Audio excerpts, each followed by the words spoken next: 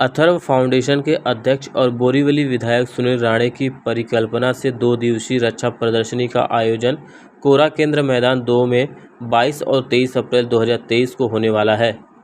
कार्यक्रम का उद्घाटन महाराष्ट्र के राज्यपाल रमेश बैस द्वारा किया जाएगा। सशस्त्र बलों के वरिष्ठ अधिकारी और कई प्रतिष्ठित और सेवानिवृत्त अधिकारी उपस्थित रहेंगे। भारतीय सशस्त्र बल अत्याधुनिक रक्षा उपकरणों की 2 दिवसीय प्रदर्शनी लगाएंगे। सैनिकों के पराक्रम की अनकही गाथाएं ऑडियो विजुअल के साथ कथन किया जाएगा और शहीद सैनिकों के परिवारों को सम्मानित भी किया जाएगा। क्या जनता से अपील करना चाहिए? 22 और 23 अप्रैल को बोरीवली में कोरा केंद्र के ग्राउंड पर पहले बार मुंबई में डिफेंस एग्जीबिशन, जिसको हम कहते हैं कि संरक्षण प्रदर्शनी का आयोजन अथर्व फाउंडेशन के माध्यम से किया गया है। वैसे तो अथर्व फाउंडेशन लगातार पिछले 13 वर्षों से देश भर में शहीदों के परिवारों के लिए लगातार प्रयत्न करता है, काम करता है। उनके बेटियों को पढ़ाने के लिए आधुनिकता से कंप्यूटर का वितरण हो, बहुत सारे अलग अलग काम अथर्व फाउंडेशन करता है।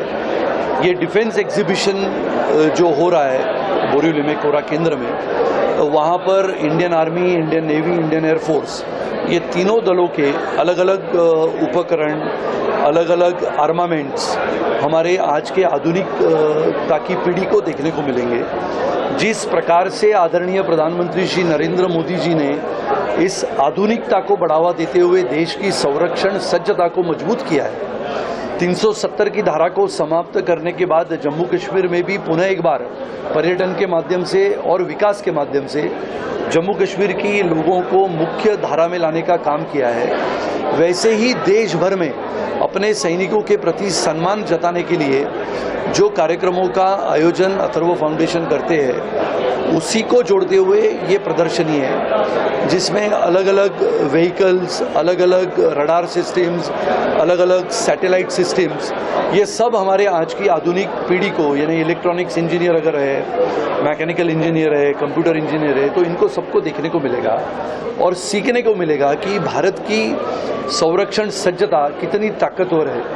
ऐसे समय में जब यूक्रेन और रशिया का युद्ध चल रहा है, ऐसे में भारत की संरक्षण सज्जता को बोरीवली में लाते हुए, जिसका उद्घाटन सम्माननीय उप मुख्यमंत्री श्री देवेंद्र जी और हमारे सम्माननीय राज्यपाल महोदय करेंगे, जिसमें इंडियन आर्मी के बहुत भारी मात्रा में सैनिक भी उपलब्ध होंगे, उपस्थित होंगे।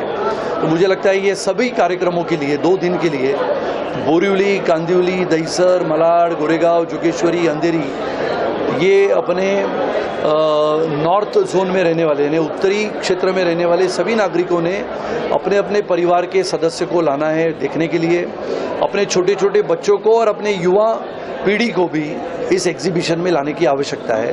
तो आपको यहाँ पर अग्निवीर क्या होता है, अग्निवीर की परीक्षाएं कैसी होती है, अग्निवीर के लिए आप जाते हो या मिलिट्री में जाना है, एयरफोर्स में जाना है, नेवी में जाना है, तो उसके लिए क्या क्या करना पड़ता है, ये सभी की जानकारी आपको मिलेगी।